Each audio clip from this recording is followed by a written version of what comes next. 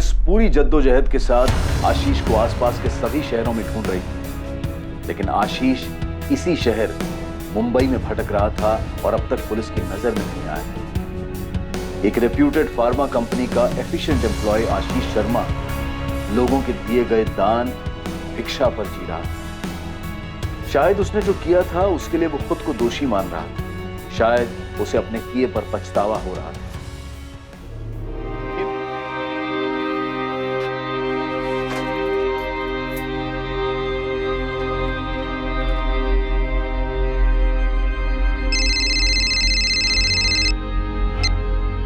Hello विवेक, आशीष। थक गया हूं मैं, थक गया हूं भटकते भटकते। आशीष तू है कहाँ? मैंने तीनों को मार डाला, निधि, रितिका, आर्यन, सबको खत्म कर डाला। आशीष तू है कहाँ इस वक्त? बोल ना। समझ में नहीं आ रहा है कहाँ जाऊं, क्या करूं। आशीष तू कुछ मत कर, तू मुझे ये बता तू है कहाँ, मैं आता हूँ तुझे लेने के लिए। तेरी सोसाइटी के पास, तेरे घर के सामने वाली दुकान पर।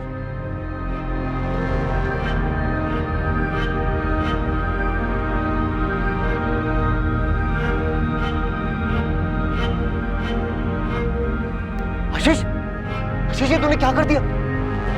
क्यों किया? कुछ तो बोल। और ये क्या हो गया तुझे?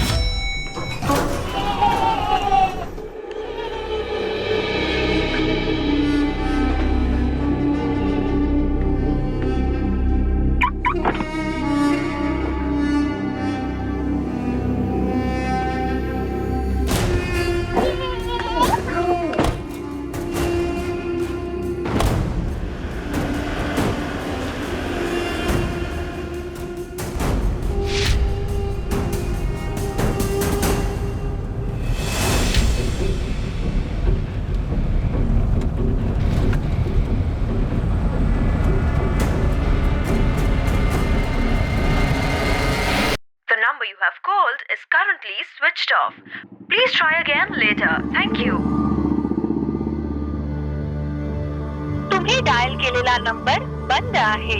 कृपया थोड्या वेळाने पुन्हा प्रयत्न करा. The number you have called is currently switched off. The number you have called is switched off.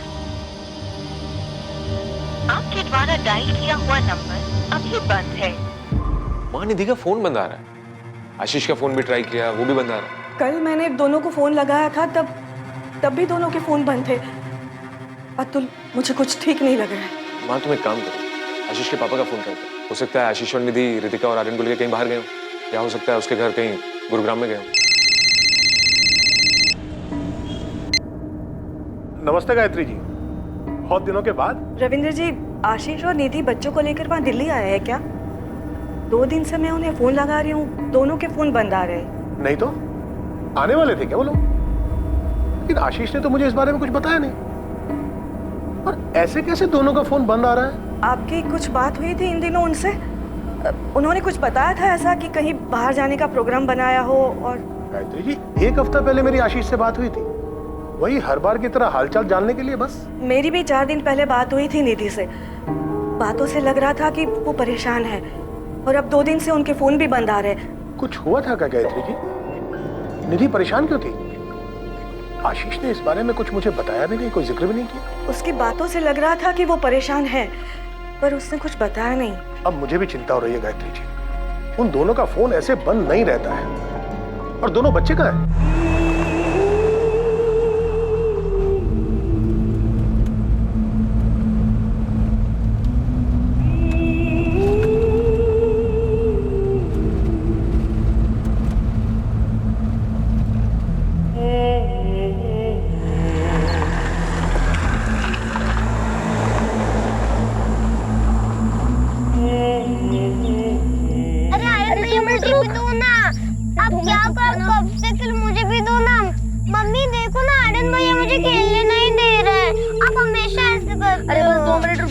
Final level पर हूँ। अरे नहीं, अब मुझे दो ना, मुझे भी खेलना है ना। अब हमेशा ऐसे करते हो।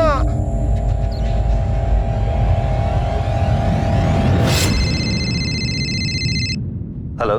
हेलो विवेक, मैं निधि का भाई अतुल बोल रहा हूँ।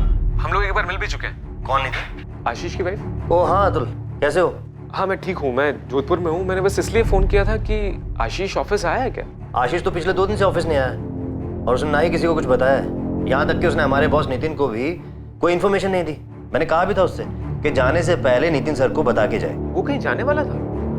कुछ बताया उसने? हाँ, फोन आया था उसका 2 दिन पहले। विवेक, मैं निधि और बच्चों को लेकर महाबलेश्वर जा रहा हूँ 4 दिनों के लिए। आज पूरे वेस्टर्न डिवीजन सेल्स टीम की मीटिंग है ऑफिस में और तू बोल रहा है तू महाबलेश्वर जा रहा है? प्लान अचानक बना, मैं चेंज नहीं कर सकता, मुझे जाना पड़ेगा। कब बना है प्लान? कल तो तूने इसके बारे में मेरे को कुछ नहीं बताया और ये मीटिंग तो पिछले 2 हफ्ते से फिक्स है। विवेक, मुझे जाना पड़ेगा, तू किसी तरह मैनेज कर लेना वहाँ पर। तो एक काम कर, तू मुझे नहीं नितिन सर को इन्फॉर्म कर। भाई बॉस वो है, मैं नहीं। तू बता देना सर को। और क्या बोलूं, तू इतनी इंपॉर्टेंट मीटिंग छोड़ के महाबलेश्वर घूमने जा रहा है? नहीं भाई, तू इन्फॉर्म कर दे, नहीं तो महाबलेश्वर तू घूमने जाएगा और बॉस की डांट मैं सुनूंगा। ठीक है, रहने दे, मैं ही बता देता हूँ सर को। लेकिन अब्दुल, आशीष ने नितिन सर को कुछ बताया ही नहीं, बिना बात किए चला गया और यहाँ अकेला सारी प्रॉब्लम मैं झेल रहा हूँ। महाबलेश्वर में कहाँ रुकने वाले थे? कुछ बताया उसने? नहीं, कुछ नहीं बताया आशीष ने, बस इतना ही कहा था कि 4 दिनों के लिए वो महाबलेश्वर जा रहा है।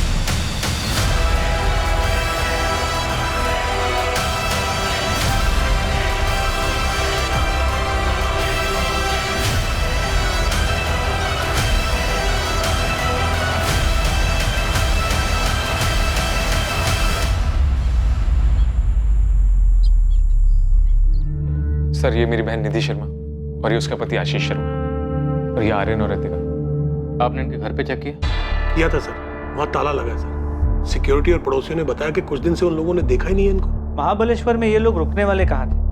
पहले भी कभी गए हैं वहाँ? सर, आशीष ने अपने एक कलीग विवेक को सिर्फ इतना बताया था कि वो वहाँ जा रहा है। हमें तो इस वैकेशन के बारे में पता ही नहीं था। कहाँ रुकने वाले हैं ये कहाँ से पता होगा सर? हम बच्चों के स्कूल भी गए थे सर, वहाँ भी कोई इन्फॉर्मेशन नहीं थी।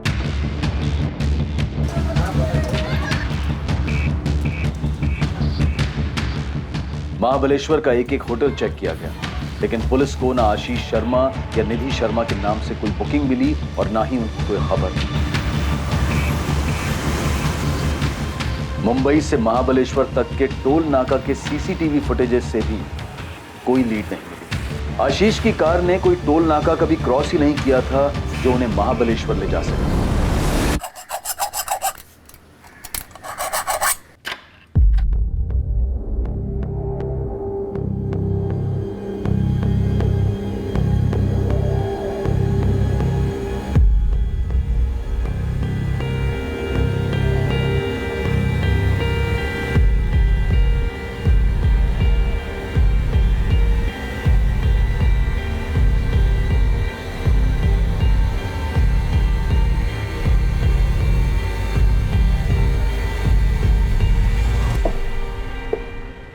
सर, ये 2 मोबाइल मिले।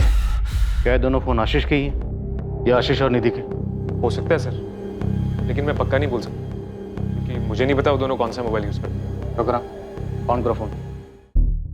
हम फार्मा प्रोडक्ट्स में डील करते हैं और आशीष हमारी कंपनी में सीनियर सेल्स मैनेजर है। वो शुरू से ही अपने काम में बहुत एफिशिएंट रहा है, इसलिए उसका अचानक ऐसे छुट्टी पर चले जाना बहुत अजीब है। उसने मुझे इन्फॉर्म तक नहीं किया। इनफैक्ट उसके इस बर्ताव से मैं काफी अपसेट भी हुआ था। क्या कोई ऐसी बात थी जिसकी वजह से आशीष परेशान थी? उसकी पत्नी निधि के भाई अतुल ने हमें बताया कि पिछले हफ्ते जब उनकी निधि से बात हुई वो काफी परेशान लग रही थी। नहीं सर, मेरी जब आशीष से बात हुई तो मुझे कुछ ऐसा लगा नहीं। मेरा मतलब है, हो सकता है ऐसा कुछ हुआ भी हो पर मुझे महसूस नहीं हुआ। और अगर वो परेशान था भी तो अचानक क्यों एक दिन उठकर महाबलेश्वर क्यों चला जाएगा, और वो भी बिना किसी को बताए? वो लोग महाबलेश्वर नहीं गए। तो फिर कहाँ गए? मेरी तो कुछ समझ में नहीं आ रहा है। वो ऑफिस नहीं आ रहा, महाबलेश्वर नहीं गया, तो आखिर वो लोग गए कहाँ? मैं अभी मिली थी 5 जुलाई की दोपहर को उससे। बच्चों को बस स्टॉप से लेने आई थी, हमारी बात भी हुई। निधि ने तो कोई जिक्र नहीं किया महाबलेश्वर के बारे में। कविता जी, क्या हाल फिलहाल में निधि ने आपसे कोई ऐसी बात कही हो जिससे आपको लगा हो कि वो काफी परेशान है? निधि, तुम एक बार बीकेपी कोचिंग क्लासेस ट्राई करके तो देखो, उनके मैथ्स टीचर बहुत ही अच्छे हैं। कविता, मैंने आर्यन को ऑनलाइन ट्यूटोरियल्स के लिए सब्सक्राइब कर लिया है, वही उसके लिए ठीक है। अरे तेरी बात सही है, लेकिन ऑनलाइन ट्यूटोरियल में टीचर वहाँ खुद तो नहीं होता ना बच्चों को समझाने के लिए, बस कंप्यूटर पे सब कुछ बोल देता है। तू एक बार क्लासेस तो ट्राई करके देख। अगर तू हाँ बोले तो एक दिन मैं अपने पूजा के साथ आर्यन को भी ले जाती हूँ। एक दिन का फ्री ट्रायल ऑर्गेनाइज कर देती हूँ आर्यन के लिए। सच में ऐसे मैथ्स टीचर कहीं नहीं मिलेंगे। अच्छा ठीक है, मैं आशीष से बात करती हूँ। हमने बस रोजमर्रा की बात की थी। उन लोगों का महाबलेश्वर जाने का कोई प्लान है ऐसा तो नहीं बोला।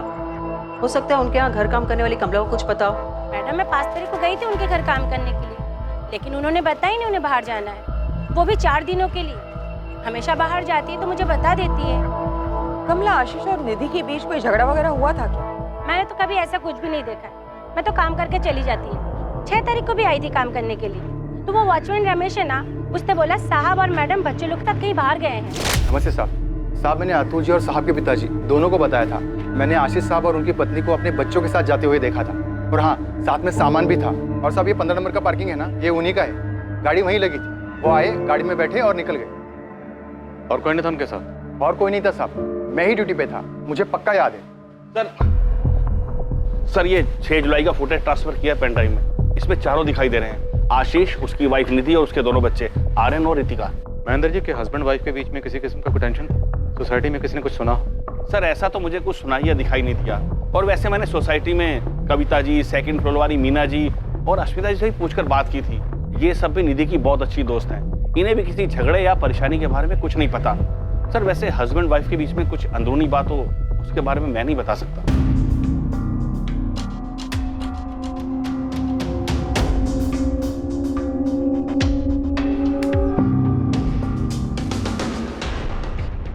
सर आमतौर पे बच्चे तो घूमने फिरने के लिए काफ़ी एक्साइटेड रहते हैं, और यहाँ पर भी बच्चे एक्साइटेड हैं, लेकिन आशीष और निधि, इनके चेहरों को देख के लगता ही नहीं कि ये लोग खुश हैं।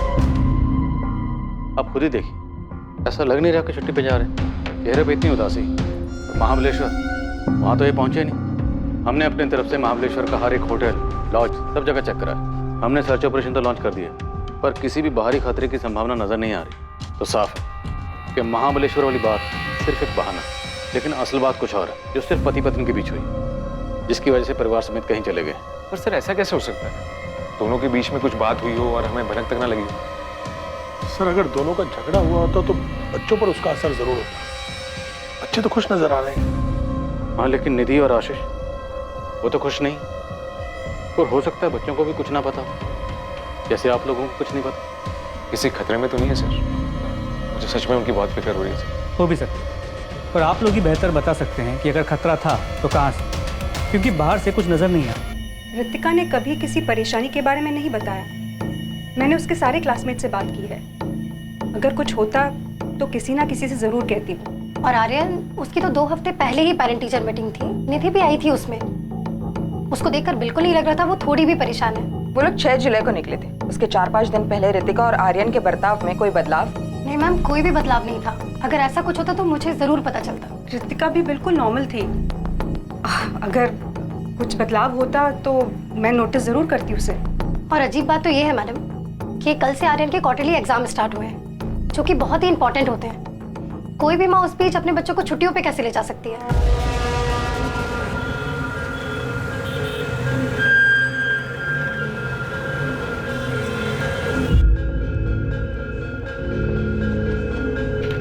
सर, दहीसर चकनाका के सीसीटीवी कैमरा में आशीष की कार की फुटेज मिली। दहीसर चकनाका तो मतलब महाबलेश्वर तो नहीं थे, और आशीष ने विवेक को जो बोला था वो सिर्फ एक बहाना ही था।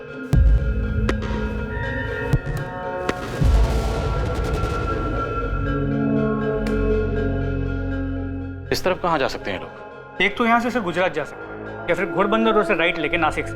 नासिक साइड में जो टोल नाका है वहाँ की 6 जुलाई की सीसीटीवी फुटेज मंगा ली, और गुजरात बॉर्डर पे भी इंफॉर्मेशन भेज दी। दीपक, मुझे लगता है कि सबके पीछे कोई अंदरूनी मामला छिपा हुआ है। खैर, इन चारों के फोटोग्राफ्स इधर दहीसर से गुजरात तक और उधर इगतपुरी से नासिक, सभी पुलिस स्टेशन में पहुंचो। देखते हैं, शायद कहीं से कोई खबर आ जाए। गुजरात, नासिक, इगतपुरी, क्या इनमें से कहीं जा सकते हैं? मुझे तो ये समझ में नहीं आ रहा कि ये दोनों बिना किसी को कुछ बताए हुए कहीं क्यों जाएंगे। निधि ने माता को कुछ नहीं बताया। गायत्री जी, क्या उसे निधि ने आपको अपनी परेशानी की वजह बताई थी?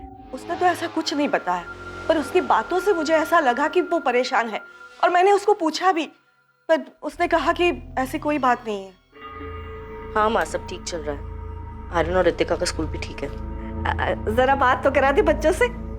माँ सो गए दोनों, बाद में बात कराती हूँ कल या परसों में। और कुछ बोलना है? नहीं, तो ठीक है ना? कोई परेशानी है क्या? हाँ माँ मैं ठीक हूँ। बार बार एक ही बात क्यों पूछ रही हूँ? कुछ तो बात है, तो इतना चिड़चिड़ा कर क्यों बोल रही है? मैं चिड़चिड़ नहीं कर रही हूँ, बस थक गई हूँ। अब बिना मतलब के मेरी चिंता करना छोड़ दे माँ। और कुछ बोलना है या मैं फोन रखूं? मुझे ऐसा लगा कि आशीष से उसका कोई झगड़ा हुआ होगा, इसलिए परेशान है और बताना नहीं चाहती। गायत्री जी, आपकी बेटी और दामाद के बीच कोई अनबन थी या वो दोनों खुश थे साथ में? थोड़े बहुत झगड़े तो होते थे। ऐसे झगड़े हर घर में होते रहते हैं। आशीष और निधि के बीच में अगर कोई झगड़ा होता भी था तो वो दोनों आपस में सुलझा रहते थे। माँ, रविंद्र अंकल, अब बात आम झगड़े की नहीं है। वो दोनों गायब हैं बच्चों के साथ। अब किसी से भी कुछ भी छुपा के क्या फायदा? तो अब तक बहुत कुछ छुपाया गया हमसे, क्यों अतुल? नहीं मैम, वैसी बात नहीं है। एक्चुअली आशीष और निधि के बीच में 2 महीने में काफी झगड़े बढ़ गए थे और निधि माँ को भी कुछ नहीं बताती थी। जब उसने खुद से कुछ नहीं बताया तो आप लोग क्यों अंदाजा लगा रहे कि झगड़े बढ़ गए थे? रविंद्र अंकल, आप ही बताइए ना, जो मुझे बता रहे थे। क्या बात है रविंद्र जी, अगर कोई भी बात है तो छुपाइएगा नहीं। शायद आपकी कोई बात हमें आपके बेटे, बहू और उनके बच्चों तक पहुंचा सकती है। मैडम, अतुल सही कह रहा है। पिछले 2 महीने से आशीष हमसे ठीक से बात ही नहीं करता था। उसके दिमाग में जरूर कुछ चल रहा था। हाँ, तो वो अपने काम को लेकर भी तो परेशान हो सकता है ना।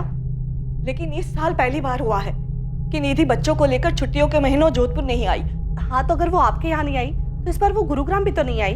अरे लेकिन एक मिनट, इस झगड़े का कारण था क्या? यही तो नहीं पता मैडम। ना माँ को कुछ ठीक से पता है, ना रविंद्र अंकल को कुछ ठीक से पता है। आशीष और निधि ने इस बारे में किसी को कुछ बताया नहीं। तो 2 महीने पहले तक सब कुछ ठीक था। बताइए, अब सब चुप क्यों है? 2 महीने पहले तक सब कुछ ठीक था। हमें तो सब कुछ ठीक ही लग रहा था 2 महीने पहले तक। मैडम, उन दोनों के बीच में जो कुछ भी चल रहा था उन्होंने हमें कुछ नहीं बताया। पर यह बात पक्की है कि कुछ तो ठीक नहीं था उन दोनों के बीच में। परेशानी की कोई वजह तो थी।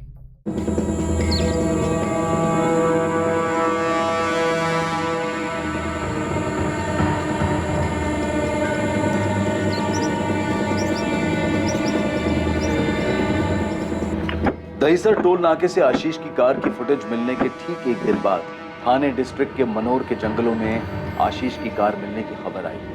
वहां पर देखो सब क्या है? सर हमें ये गाड़ी उधर ही खड़ी मिली थी। अंदर का नजारा बहुत भयानक है, लाशें मिली। करीब 1 घंटे पहले ये गाड़ी यहाँ लोकेट हुई।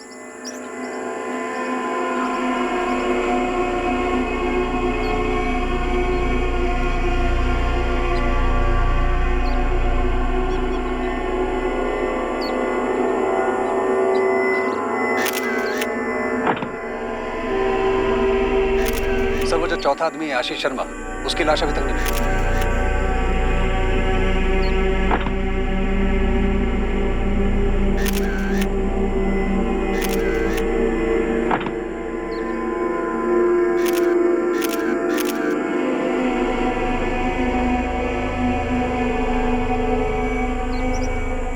सर आशीष शर्मा की लाश नहीं मिली, लेकिन तलाश जारी है।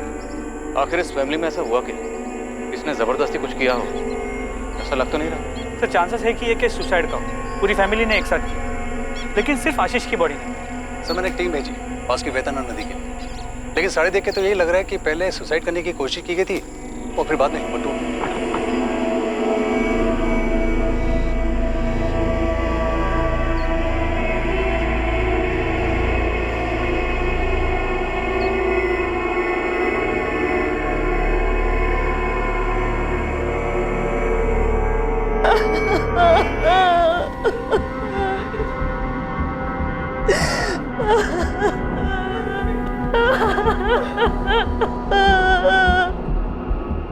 हुआ क्या था इंस्पेक्टर? और आशीष कहाँ है?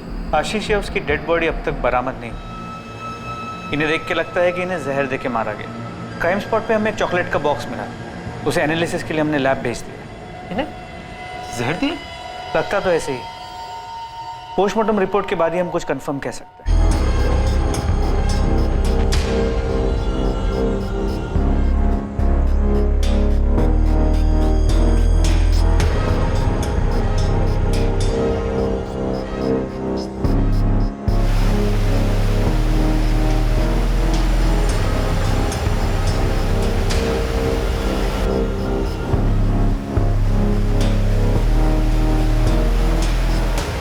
पाटा साहब हमारी तलाश जारी है। आज भी 3 डाइवर्स गए हैं नदी में, लेकिन हमें कुछ मिला नहीं। मैंने दूसरी टीम को नदी के आगे भी छानबीन करने के लिए कहा। इस केस में काफी गड़बड़ है। सुसाइड है या मर्डर, या फिर मर्डर को सुसाइड का रूप देखकर हमारे सामने परोस दिया गया? मौत की वजह सीवियर पॉइजनिंग है। इन सबको जहरीली दवाई दी गई थी। दवाई? किसी ड्रग कंपोनेंट का मिसयूज किया गया है? हाँ, इस्तेमाल किया गया था। बच्चों को भी यही दवाई दी गई है? हाँ, आपको एक चॉकलेट का बॉक्स मिला था। यस। दवाई शायद उसी में मौजूद थी। बच्चों को मुश्किल से 5 मिनट लगे होंगे कोलैप्स करने में, और उनकी माँ को लगभग 10 मिनट लगे होंगे, और मौत उसके तुरंत बाद ही हो गई।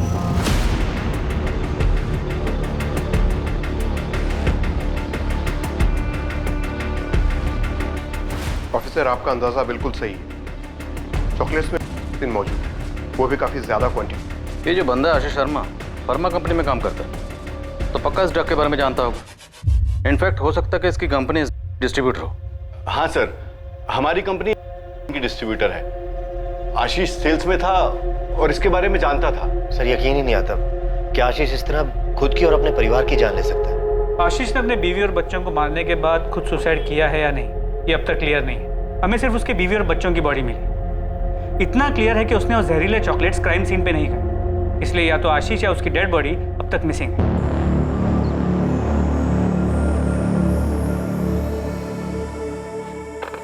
आर्यन, रितिका, ये लो।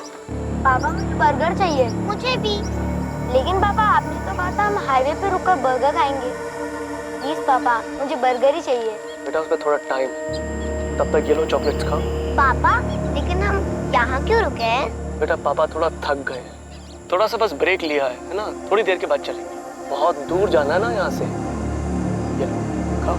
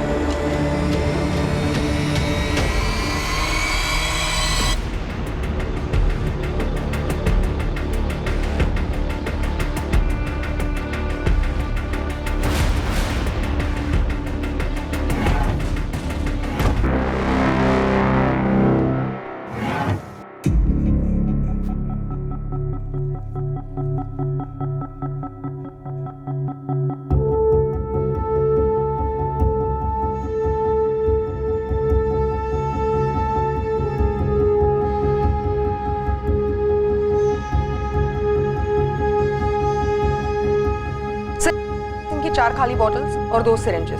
सुसाइड नोट कहीं नहीं मिला।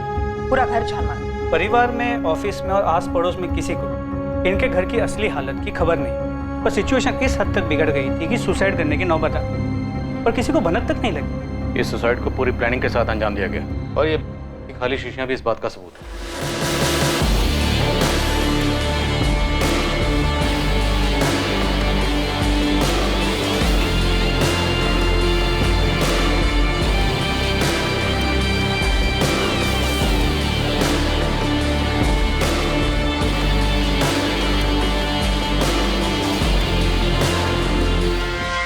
आशीष और निधि के परिवार और जान पहचान वालों के अलावा पूरा शहर ही इस विचित्र सामूहिक आत्महत्या के केस के बारे में सुनकर हैरान था। कई अनुमान लगाए जा रहे थे, लेकिन सब के सब सच से कोसों दूर थे। 3 लाशें मिल गई थी, लेकिन चौथी लाश का कोई नामो निशान नहीं था। इसलिए ऐसा भी हो सकता था कि आशीष शर्मा जिंदा हो और गायब हो। इस भयानक जुर्म को अंजाम देने का कोई ठोस मकसद अब तक सामने नहीं आ पाया था। मैडम, ये रहे आशीष और उसकी पत्नी निधि शर्मा के अकाउंट डिटेल्स। उनका एक हाउसिंग लोन है, लेकिन कभी उसका डिफॉल्ट नहीं हुआ। सारी इंस्टॉलमेंट्स टाइम पर आई है। कोई सस्पिशियस ट्रांजैक्शन, कोई खरीदी बिक्री जो गैरकानूनी हो? मैडम, इसकी जानकारी तो मैं नहीं दे पाऊंगा। आपको आशीष शर्मा की कंपनी या उसके सीए से बात करनी चाहिए। हाँ, इस हाउसिंग लोन के अलावा उसके 4 एफडीज, एक म्यूचुअल फंड अकाउंट और एक डीमैट अकाउंट भी है। अगर मुझसे पूछिए तो मुझे नहीं लगता आशीष शर्मा किसी तरह के फाइनेंशियल स्ट्रेस में था। सर, पिछले 6 महीनों में कंपनी के काम के सिलसिले में आशीष भुवनेश्वर, कोलकाता, लखनऊ और पटना जाते रहे। क्या इन सभी जगहों पे एकोमोडेशन आपकी कंपनी देती है? जी हाँ, सारी डिटेल्स हैं हमारे पास। Sir, MN group of hotels. जब भी कोई एम्प्लॉय कंपनी के काम से बाहर जाता है तो यही रुकता है। क्या आशीष पर काम या परफॉर्मेंस का कोई स्ट्रेस था? काम का और परफॉर्मेंस का स्ट्रेस किसके ऊपर नहीं होता? मेरे ऊपर है, विवेक और कंपनी के पूरे स्टाफ के ऊपर है। पर उसके ऊपर अलग से ऐसा कौन सा स्ट्रेस था, ये समझ में नहीं आ रहा। और अगर सर उसको कोई स्ट्रेस था भी, कोई टेंशन थी भी, तो किसी से वो बात करता, किसी को बताता। और सर, आपके कहने पर मैंने हमारे सारे क्लाइंट से बात भी की है, स्पेशली जिनके साथ आशीष डील करता था, लेकिन उनमें से भी किसी ने नोटिस नहीं किया कि आशीष परेशान था। ऐसा भी क्या टेंशन थी, कौन सा स्ट्रेस था जिसके चलते उसने पूरे परिवार को मार दिया, बच्चों तक को नहीं छोड़ा?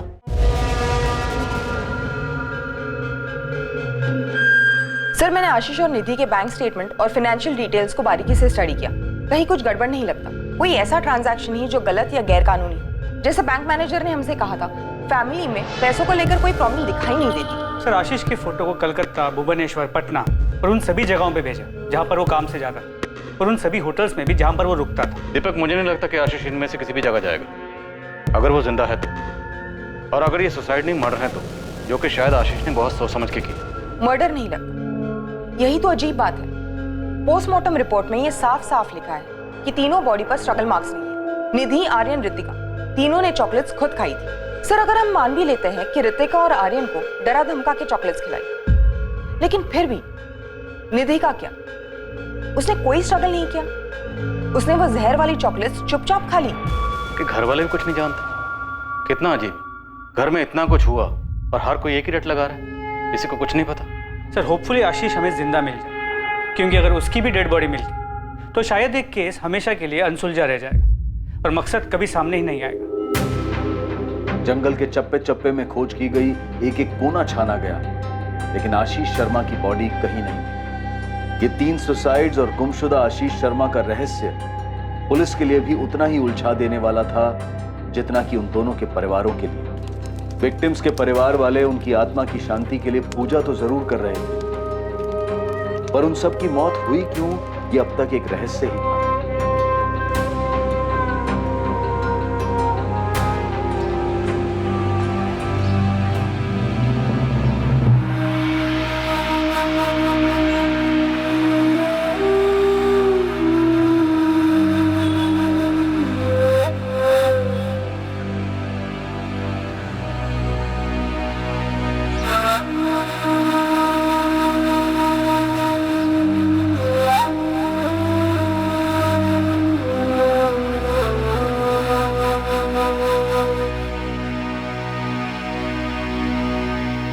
आशीष शर्मा जिंदा था और दर दर भटक रहा था, दिशाहीन और निर्जीव।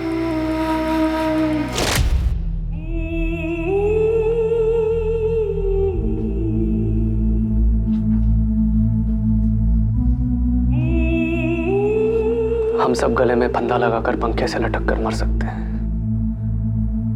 पहले बच्चे, फिर तुम, फिर मैं।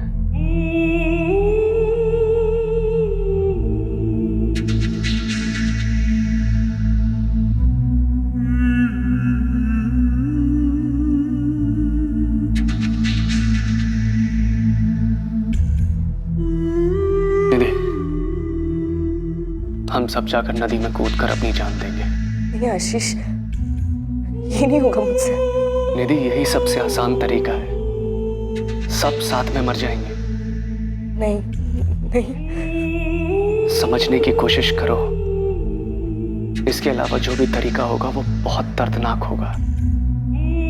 हम सबकी बर्दाश्त के बाहर। हमारा तो ठीक है, मगर बच्चों का क्या? निधि, निधि, निधि, प्लीज मेरी बात समझो। नदी में कूद के जान देना ही सबसे सही। नहीं आशीष, नहीं।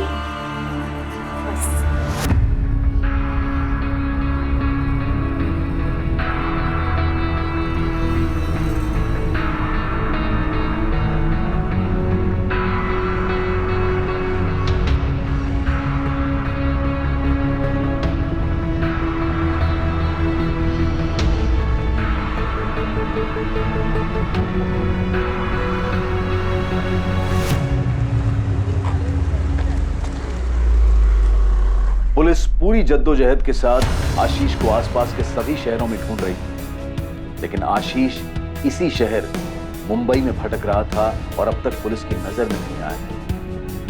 एक रेप्यूटेड फार्मा कंपनी का एफिशिएंट एम्प्लॉय आशीष शर्मा लोगों के दिए गए दान भिक्षा पर जी रहा था। शायद उसने जो किया था उसके लिए वो खुद को दोषी मान रहा था, शायद उसे अपने किए पर पछतावा हो रहा था।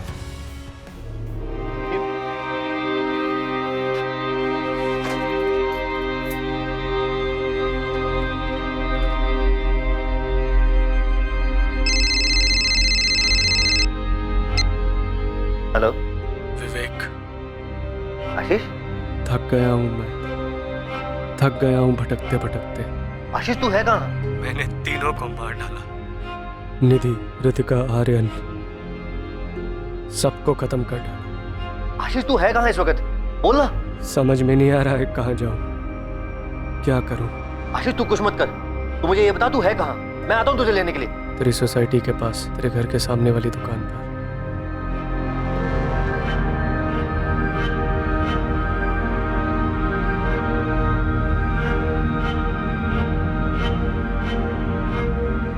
आशीष, आशीष ये तूने क्या कर दिया? क्यों किया? कुछ तो बोल। और ये क्या हो गया तुझे?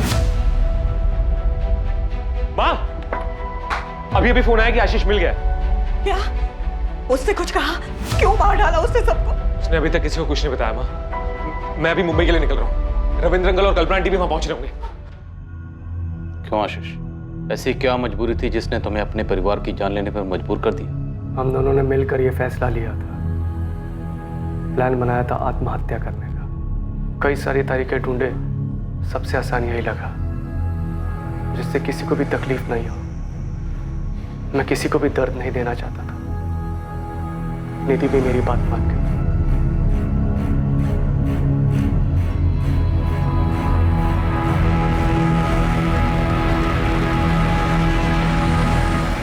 तुम दोनों ने प्लान किया था सुसाइड का, आखिर क्यों? सर, ऐसी जिंदगी जीने का कोई फायदा नहीं था। मैं घुट घुट के नहीं जीना चाहता था। सारी गलती मेरी थी। निधि और बच्चे बेकसूर थे। कैसी गलती आशीष? कौन सी गलती? आखिर ऐसी कौन सी गलती थी जिसने तुम्हें 3 जिंदगी लेने पे मजबूर कर दी?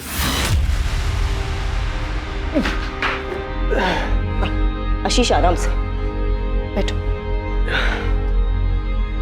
पी लो आशीष, पानी पी लो। आशीष, कितनी बार कहा है किसी अच्छी डॉक्टर से चेकअप करवा लो। 4 दिन हो गए, तुम्हारी उल्टी बंद होने का नाम ही नहीं ले रही है। हाँ बाबा, करा लूंगा। खुद परेशान हो गया अपनी तबीयत खराब होने की वजह से। तुम आराम करो।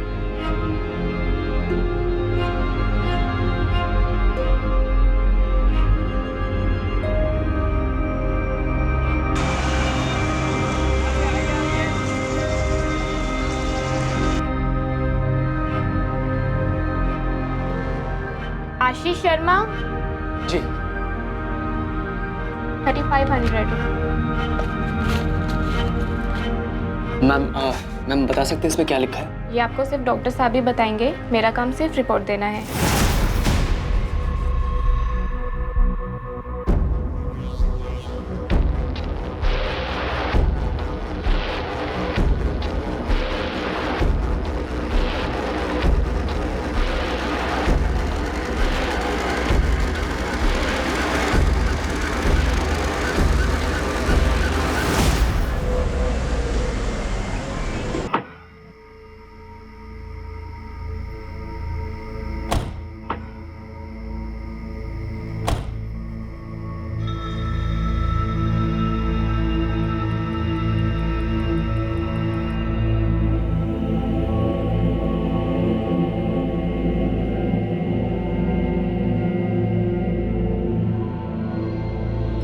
अरे आशीष, तुमने अब तक कपड़े नहीं बदले?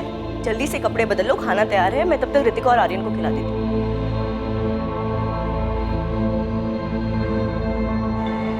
क्या हुआ, तुम ठीक हो ना? आशीष क्या हुआ, कुछ बोलोगे? कुछ बताना है तुम्हें। क्या बताना चाहते हो? जब मैं ऑफिस के काम से पटना गया था, मैंने अपना चेकअप करवाया था और इस बार कोलकाता के ट्रिप में फिर से सारे टेस्ट करवाए। मुझे लगा पटना की रिपोर्ट गलत आई होगी, मगर दोनों जगह के रिजल्ट एक ही है। निधि, हम HIV पॉजिटिव। आशीष, लेकिन ऐसा कैसे हो सकता है? ऐसे कोई HIV पॉजिटिव तो नहीं।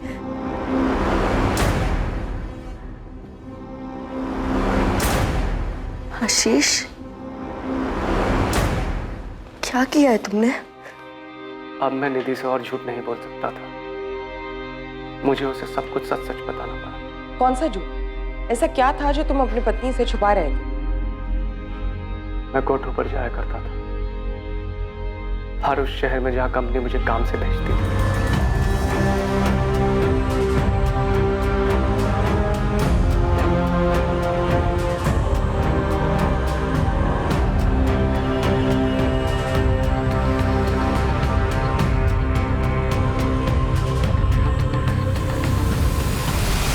कुछ दिनों से, बल्कि कुछ महीनों से मुझे बड़ा अजीब सा लग रहा था। लगातार तबीयत खराब रहती थी, भूख नहीं लगती थी, बहुत कमजोर हो गया था।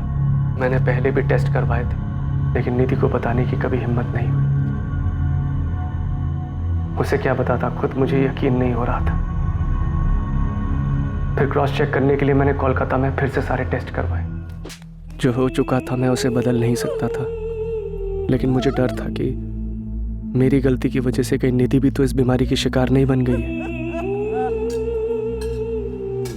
निधि इस बात से बहुत नाराज थी, परेशान थी, टूट चुकी थी, लेकिन हमारे हालात उससे भी ज्यादा भयानक थे। मेरे साथ साथ अब वो भी घुट रही थी। आखिरकार मुझे निधि को समझाना पड़ा कि इस बीमारी के चलते हमारी जिंदगी का अंत दर्दनाक ही होगा और हमारे बाद हमारे बच्चे बिखर जाएंगे, अकेले रह जाएंगे। लगभग 2 महीने तक इस समस्या के बारे में बात करने के बाद निधि और मैंने ये तय किया कि ऐसी दुख और तड़प भरी जिंदगी जीने से बेहतर मर जाना होगा। निधि, हम हमारी फैमिली और बाहर समाज के लोगों को कैसे मुंह दिखाएंगे? इस बीमारी के नाम पर ही लोग घिन से देखते हैं। और आर्यन और रितिका, उनका क्या? हमारे जाने के बाद क्या हाल होगा उनका? उनके माँ बाप की बीमारी का कारण जानने के बाद लोगों ने कभी चैन से जीने नहीं देंगे। सबसे बचने का सिर्फ एक तरीका है, हमें खुद को खत्म करना होगा।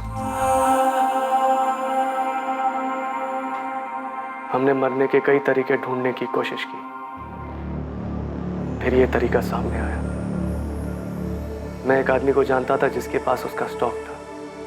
मैंने उसे झूठ बोल दिया कि हॉस्पिटल में इमरजेंसी में इसकी ज़रूरत है, और उसने वो बॉटल्स मुझे दे दी। तुम सबके मरने का प्लान था? पूरे परिवार? जी। तुम कैसे बच गए?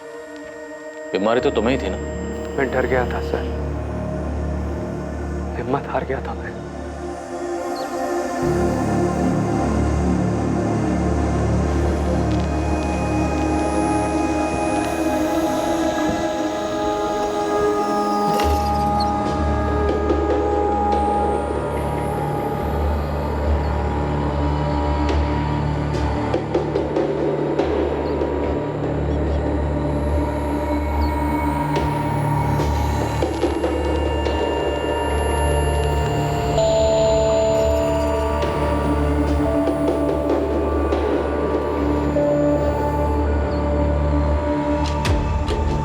मैं डर गया, मुझसे हिम्मत नहीं हुई।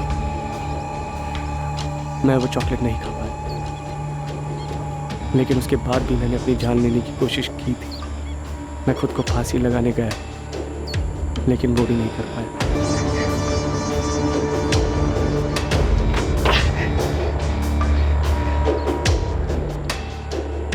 उसके बाद मैं कई दिनों तक यूं ही भटकता रहा।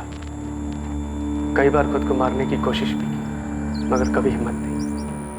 सर, मैं गुनहगार हूं अपनी बीवी का, अपने बच्चों का। मैंने बहुत बेरहमी से उन्हें मरते हुए देखा है, सब मेरी वजह से। तो तुम्हारे HIV पॉजिटिव होने की रिपोर्ट कहाँ है? तुम्हारे घर की तलाशी में तो हमें ऐसी कोई रिपोर्ट नहीं मिली, और ना ही घटनास्थल पर तुम्हारी गाड़ी में कोई ऐसी रिपोर्ट मिली। वो रिपोर्ट्स मैंने जला दी थी। और निधि की रिपोर्ट्स वो कहाँ है? मैंने निधि का टेस्ट नहीं करवाया था। तुमने निधि के टेस्ट कभी करवाए नहीं, तो तुम्हें कैसे पता था कि निधि HIV पॉजिटिव थी? सर वो मेरी पत्नी थी, और एक नॉर्मल कपल की तरह हमारे बीच भी फिजिकल रिलेशन था। तो स्वाभाविक है अगर मुझे HIV पॉजिटिव है तो उसे भी होगा। और बच्चे, उनका क्या? उन्हें क्यों मार डाला? बच्चे बेकसूर थे सर, उन्हें तो पता भी नहीं था कि हमने क्या प्लान किया। लेकिन हमारे जाने के बाद कौन संभालता उनको? मैं और निधि उन्हें अनाथ बनाकर नहीं जाना चाहते थे। समाज में जब सबको पता चलता कि उनके माँ बाप को HIV पॉजिटिव है, जीना दुश्वार हो जाता उनका यहाँ। तुमने निधि के टेस्ट नहीं करवाए, बच्चों का कोई लेना देना नहीं था इनसे, और तुमने उन सब की जिंदगी खत्म करने का फैसला ले लिया। मैं और निधि नहीं चाहते थे कि हमारे जाने के बाद हमारे बच्चे किसी भी परेशानी का सामना करें, इसीलिए फैसला हमने मिलकर लिया था। लेकिन निधि तो मर गई और तुम जिंदा। तुमने अपनी बीमारी की वजह से निधि को मौत के मुंह में कूदने पर मजबूर किया। तुम डर गए? तो मुझे भी मार दीजिए सर, मेरी वजह से मेरी बीवी, मेरे बच्चे सब चले गए।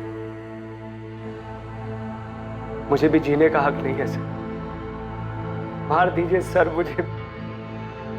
मुझे भी मार दीजिए सर। क्या बकवास कर रहा है यार? सर मुझे इसकी बात पे बिल्कुल भी यकीन नहीं। सर कुछ और ही हुआ है। कुछ और हुआ तो हम उसे ढूंढ निकालेंगे, ये हमारे लिए भी जानना जरूरी है। पर सर ऐसा कैसे हो सकता है? सर निधि के साथ इतनी बड़ी बात हो गई और उसने हमें कुछ भी ना बताया हो। और सर रिपोर्ट्स कहाँ हैं जिसमें लिखा है कि निधि HIV पॉजिटिव थी? और आशीष की रिपोर्ट्स कहाँ हैं? सर मैं कह रहा हूँ बात कुछ और ही है। रविंदर जी वही कुछ हम भी पता करने की कोशिश कर रहे हैं। हमने आपके बेटे को टेस्ट के लिए भेजा, उसका कहना है कि उसने अपनी टेस्ट रिपोर्ट जला दी और निधि के टेस्ट कभी करवाई नहीं गई। फिलहाल उसने इतना ही कहा। सर झूठ बोल रहा है आदमी, सर वो हत्यारा है। सर उसने बच्चों को और निधि को मार डाला। सर उसने प्लान ही बनाया था निधि को और बच्चों को मारने का। उसका सर खुद मरने का कभी प्लान था ही नहीं, इसलिए बाहर अकेला जिंदा घूम रहा था। हम आशीष की टेस्ट की रिपोर्ट का इंतजार कर रहे हैं, चार्जेस उसके बाद ही फाइल होंगे। आशीष को टेस्ट के लिए भेजा गया ताकि उसकी सच्चाई का पता लगाया जा सके। या तो ये आशीष शर्मा झूठ बोल रहा है, या तो फिर इसे गलत रिपोर्ट्स दी गई होंगी उन दोनों जगहों से जहां से भी इसने टेस्ट करवाए। He is not HIV positive.